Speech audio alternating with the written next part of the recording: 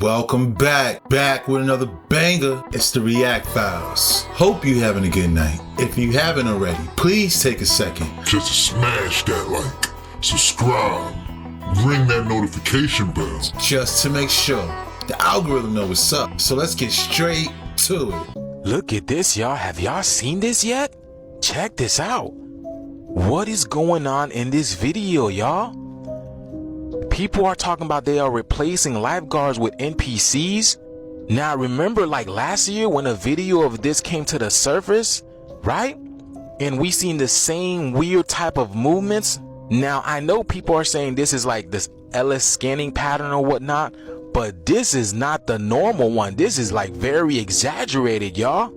So this is what the LS scanning pattern is supposed to look like, you guys. This is like a normal human being, right? This is literally a normal human being. You can tell. But what we seen earlier, like she's not even looking at the people in the lazy river. She's not even looking at them, not even really paying attention to them. So is she really a lifeguard at this point in time? Y'all gotta stop dismissing these things because they be right in front of your face, y'all. They really be putting the truth right in front of your face. And these are for people who are not open-minded, y'all. The truth is really in front of you if you pay attention. And this is weird. This is something weird. This is something literally weird. Again, y'all, with this new age, I'm not putting anything past these people because there's so much going on and there's so much that they're not telling us. And there's so many changes happening into this world. Y'all seeing all these animals, these white albino animals coming to fruition. Y'all see how the sharks, the whales, and the dolphins are acting like in the water. Y'all see all these cataclysms happening on the planet. So what's it to it for them to replace real human beings with NPCs? You know, thoughtless NPCs. But yeah. Let me know what you guys think about this video. This video is strictly for entertainment purposes only. I am only raising awareness to interesting situations during these interesting times. Like, comment, and share for more videos like this, y'all. Thank you for tuning to my frequency. We're in this shift. Let's get it.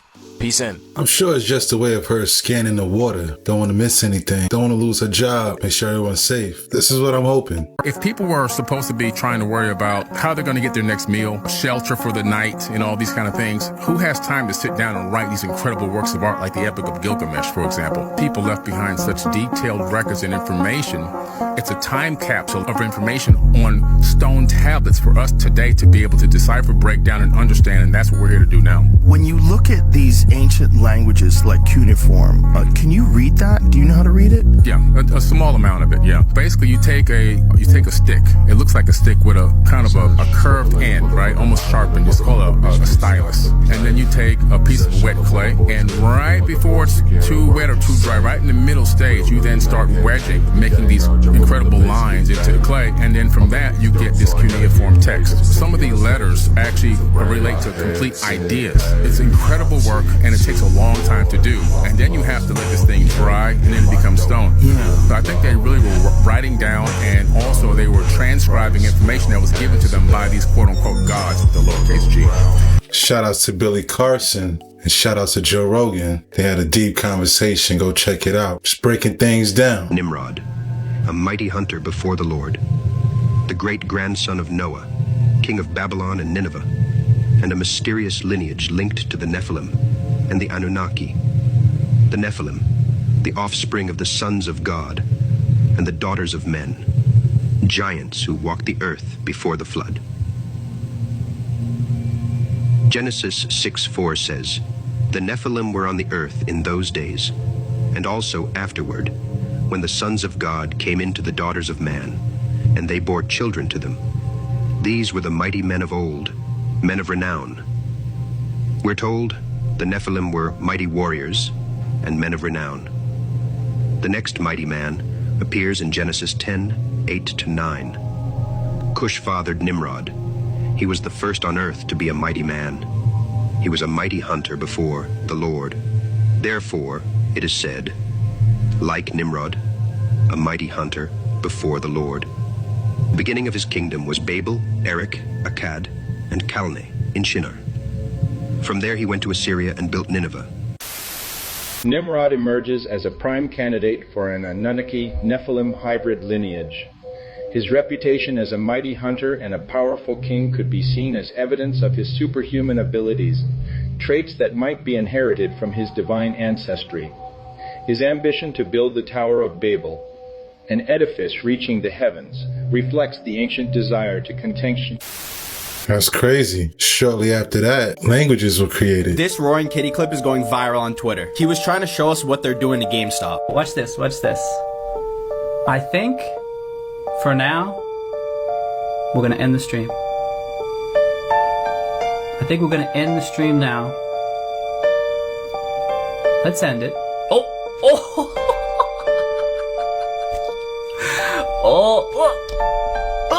And there's a bunch of Easter eggs that people have found from the stream. People are speculating that they had algorithms set up to be triggered to drive the price down when he said keywords on the live stream. Take a look at this. This is the short volume from when GameStop squeezed back in January, and this was the short volume yesterday, and it peaked during the live stream. It's almost double the amount of the first squeeze. And now people are speculating that he had a bunch of Easter eggs throughout the entire stream. One of them being that he showed up late on purpose to prove that he's not manipulating GameStop or making it move. Like, he was scheduled to go live at 12 p.m. and at 12 p.m. the price dropped and it was halted so no one would be able to trade it, and he didn't even go live for like 20 or 30 minutes after. A bunch of things on the thumbnail, like that quote up top. The other half of it says, "The more you deny me, the stronger I get." The character in the background, I'll let you guys pause it so you can read this. And then this right here is significant because he said, "I did it 35 minutes ago." And I'm pretty sure he went live 35 minutes late, and that goes back to my previous point of the price dropping and halting for no reason when he was supposed to go live at 12 p.m. Then there's also his hand wrap that's referring to the Kansas City Shuffle. And again, you guys could pause it if you don't know what the Kansas City Shuffle is.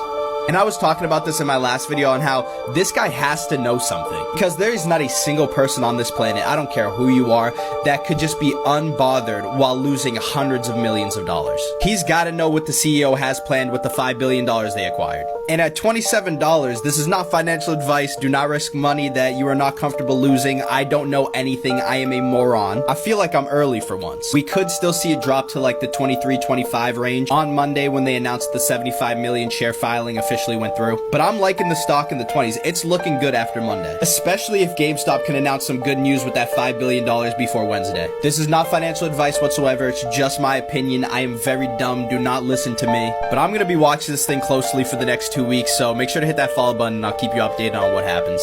That's right, for entertainment purposes only. I feel like he absolutely was stringing them along. They was playing a little hide and go seek. Tag you it. What a day we live in. What a time to be alive. This week, unfortunately, I had a really bad accident, and it really shook me. And honestly, I'm lucky to be here. I'm sort of getting through it, but I cannot tell you the importance of wearing a helmet. That's right. Good thing he was wearing a helmet. He may not be here today. Wishing Gordon Ramsay a speedy recovery. Look like he still made it to work on time, cooking in the devil's kitchen. Look, you guys, it's even getting more pronounced. Look at this. It's a double rainbow, y'all. Remember, we were only seeing one huge rainbow around the sun. Now we are seeing double rainbows, double rings around the sun. Look at this. This couple in Oregon went outside, right? You know, tending to their garden, and they looked up and they see this huge thing. Oh my goodness, y'all. Yo. So we just seen this. Thought we'd share it with you guys. I've never seen anything like this. It's happening so fast, y'all. Circle rainbow around the sun, but then there's a second rainbow. Yeah. The video's probably not going to do it quite justice, but it's... Oh my good, y'all. I told y'all, like, when you see this thing in person, there's no words. There's no words to describe it. And then the X over the sun as well. The X over the sun. What a time to be alive, y'all. Look at this, y'all. Oh my god. And this one right here was sent to me from Columbus, Ohio, y'all. Check this out. This thing is getting more pronounced, y'all. Oh my goodness, this thing is getting more pronounced. But yeah, things are getting a lot more interesting, y'all. All I can say is let's get this shift. But let me know what you guys think about this video. Please like, comment, and share for more videos like this, y'all. Thank you for tuning to my frequency. We're in this shift. No other way but to get it. Let's get it. Peace in. What if we were looking at it wrong? That was a planet behind the sun getting closer. Either that or it's a reflection of a dome. I know there's the burning of the Library of Alexandria where they lost a lot of the information, but I think that might have been a book heist.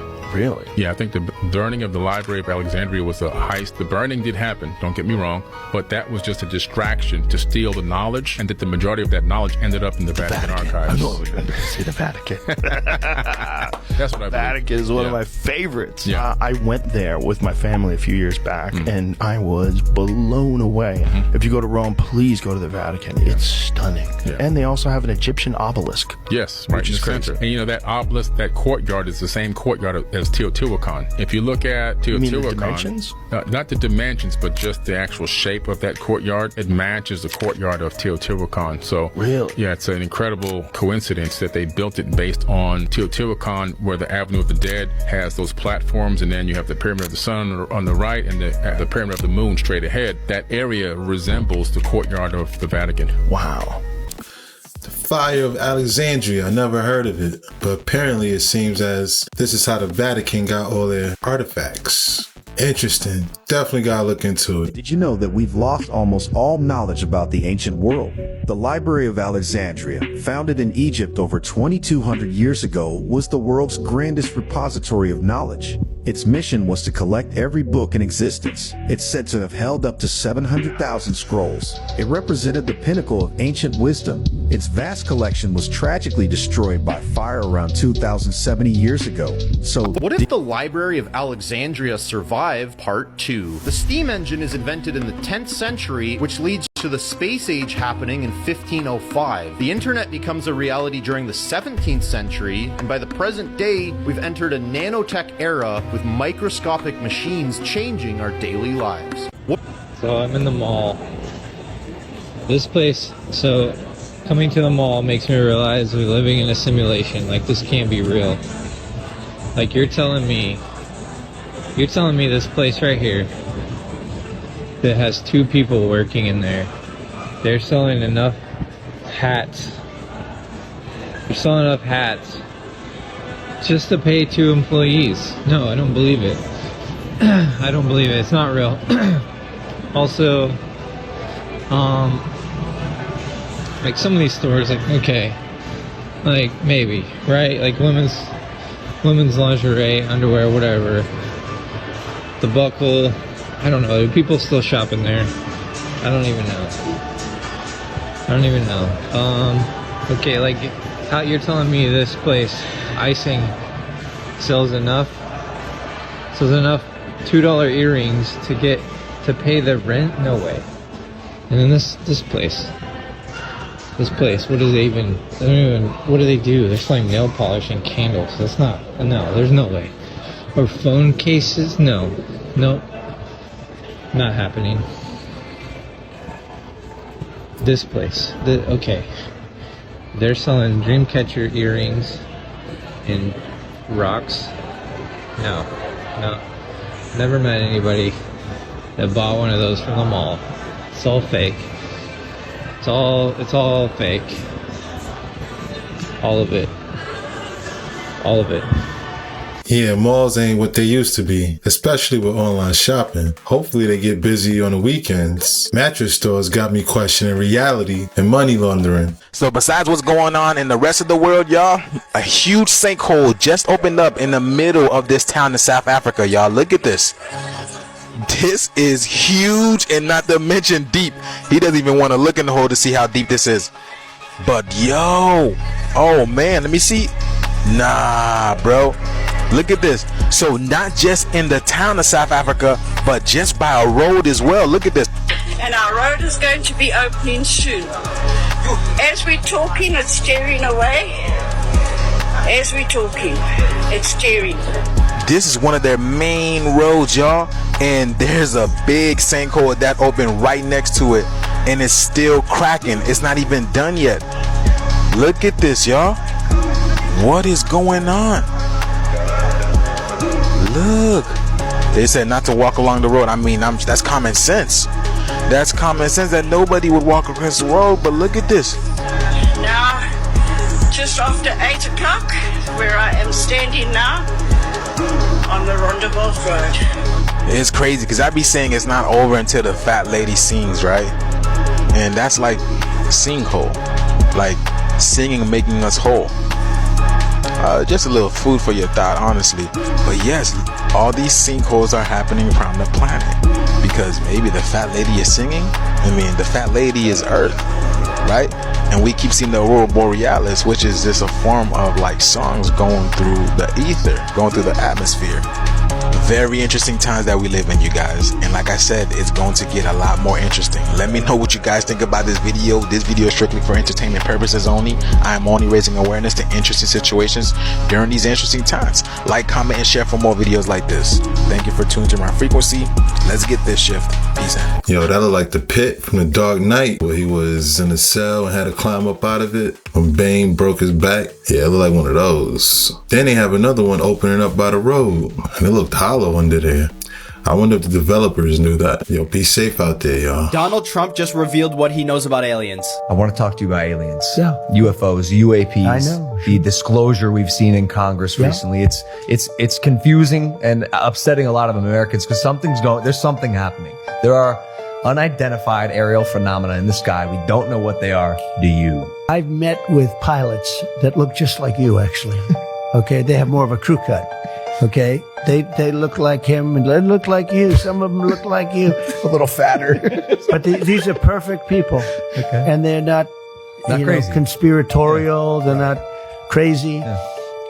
And they tell me stories that they've seen things that you wouldn't believe. So I've met with pilots like beautiful Tom Cruise, but taller. Yeah. Okay, yeah. Handsome, perfect people. Sir, there was something there that was round in form and going like 4 times faster than my super jet fighter plane. And I look at these guys and they really mean it. Yeah. And am I a believer? No, I can't say I am.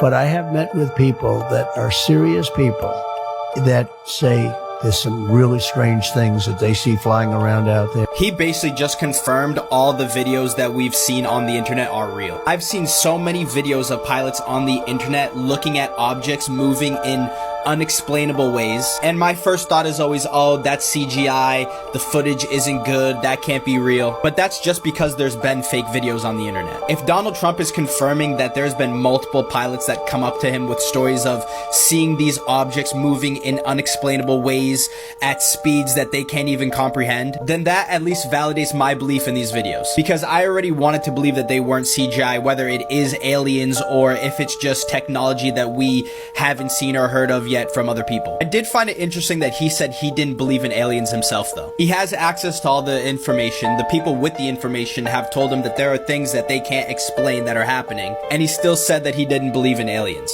For me, understanding that these pilots are very intelligent and sharp people, if one of them came up to me and said, yo, I just saw some object that I can't even explain what it was doing, I'd be like, yep, aliens are real. I feel like Trump knows the craziest U.S. secrets when it comes to UAPs. Cataloged 69 different species, different life forms. There's one species that at full adulthood is about 1.5 feet. There's another species that's 10 or 12 feet. The ones that people often refer to are around 3 to 4 feet, 39 inches or so tall. We have very good forensic drawings from men who've been on the retrieval teams of what these various species look like. The reason they keep coming back, number one, is not a coincidence that the modern era of all this started when we started detonating atomic bombs. What Edward Teller and Oppenheimer didn't understand when they were developing that is that when you detonate an atomic bomb, you get, everybody knows about an electromagnetic pulse, the pulse that goes out, knocks out all electronic communication. What people didn't know about is there's also a pulse of what's called scalar energy. And scalar is faster than the speed of light. So pretty much when a nuclear attack happens, the whole galaxy knows it happened. 69 different species. I didn't think there were that many. Why does every religion and culture in humanity share the same common memory? Throughout human history, there have been numerous accounts and artifacts suggesting the possibility of a visitation by a supposed creator race. These narratives often revolve around the Anunnaki, a group of ancient gods or beings mentioned in various ancient civilizations around the world, The striking similarity in the depictions of these Anunnaki gods across different cultures cannot be easily dismissed as mere coincidence. This convergence of beliefs becomes even more intriguing when we consider the construction of pyramids at similar times across the globe, with these structures often regarded as sacred sites where the gods would manifest themselves. A fascinating aspect that supports the idea of ancient visitation is the discovery of intriguing substances in Egyptian mummies. Analysis of these well-preserved remains has revealed traces of cocaine, DMT, and other mind-altering substances. The presence of these substances in ancient Egypt indicates the existence of a global trade network during that era, suggesting a level of interconnectedness between distant regions that is remarkable considering the limited means of communication and transportation available at the time.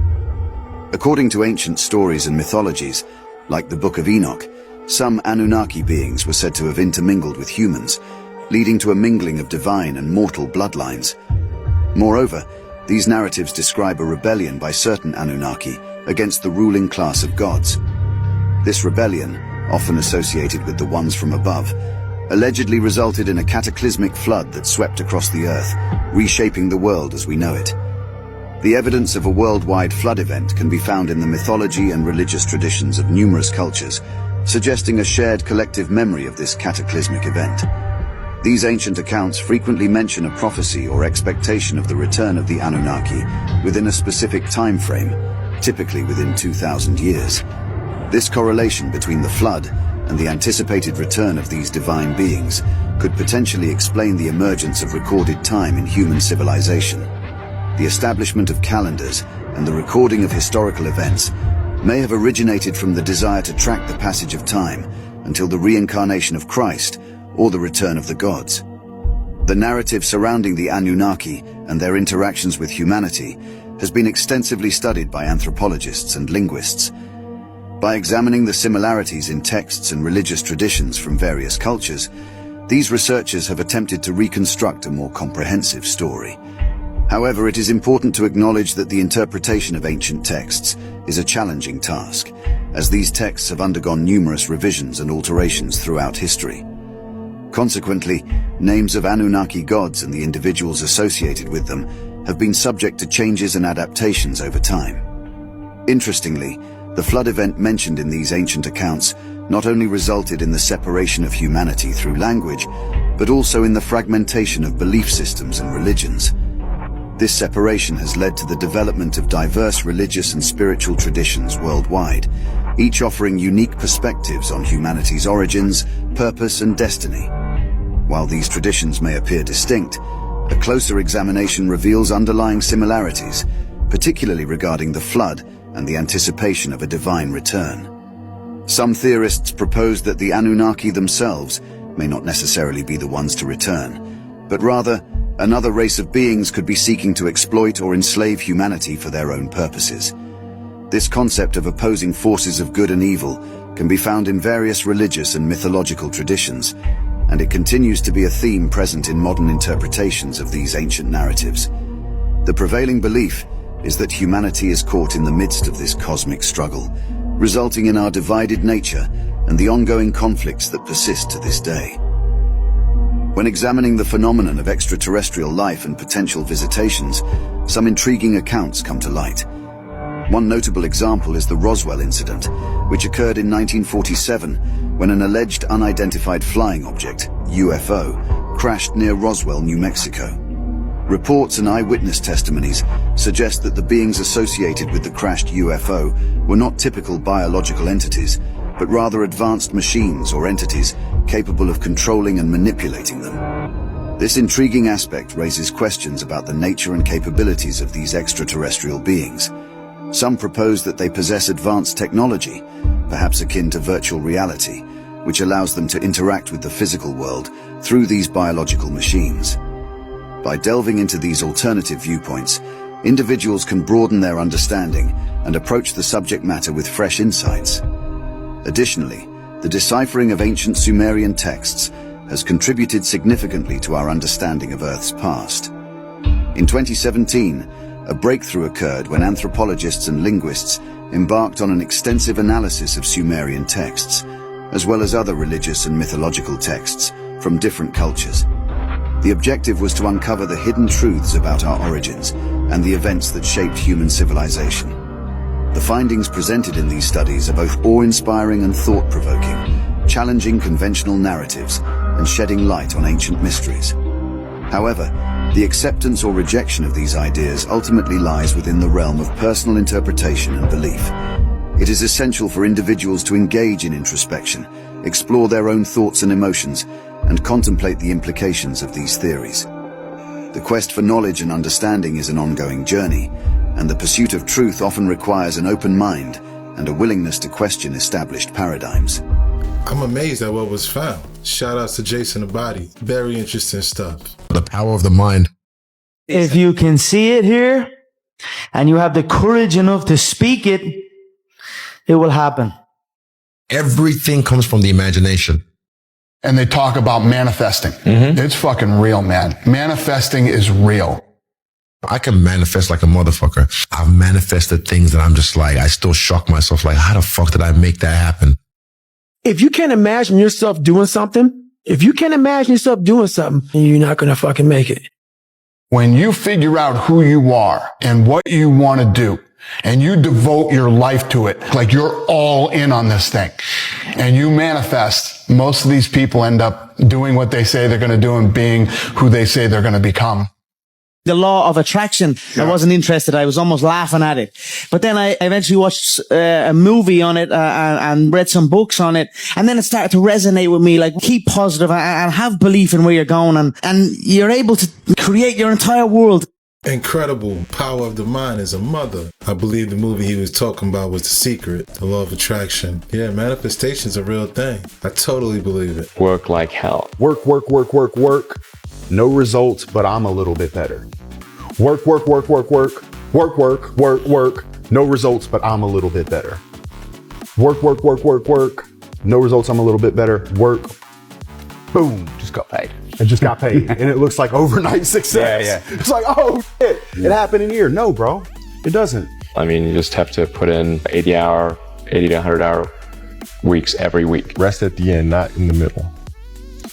And that's something I always live by. Bro, you gotta fucking stop. You gotta stop with all this I can't catch a break bullshit. All the time you're complaining, you could be instead hustling. You could be instead chasing your dream. You could be instead figuring out what you're doing wrong, trying to improve certain aspects of your life, getting your shit together, reading a book, meditating, something. Fucking something. If other people are putting in 40-hour work weeks and you're putting in 100-hour work weeks, then in 1 year you will achieve what they achieve. You will achieve in 4 months what it takes them a year to achieve. You need to work harder and never back down. Overnight success is real. Hustle and chase your dream. Rest at the end, not in the middle.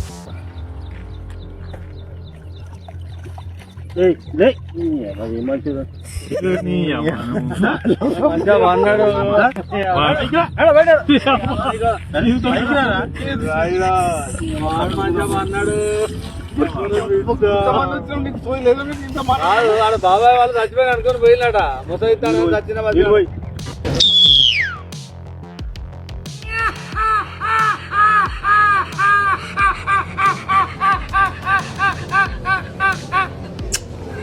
And that's a wrap. Hope you enjoyed tonight's rabbit hole. If you haven't already, please take a second just to smash that like, subscribe, ring that notification bell, just to make sure the algorithm knows what's up. So what we gonna do, y'all? That's right. Run these numbers up. Thanks again. Until next time.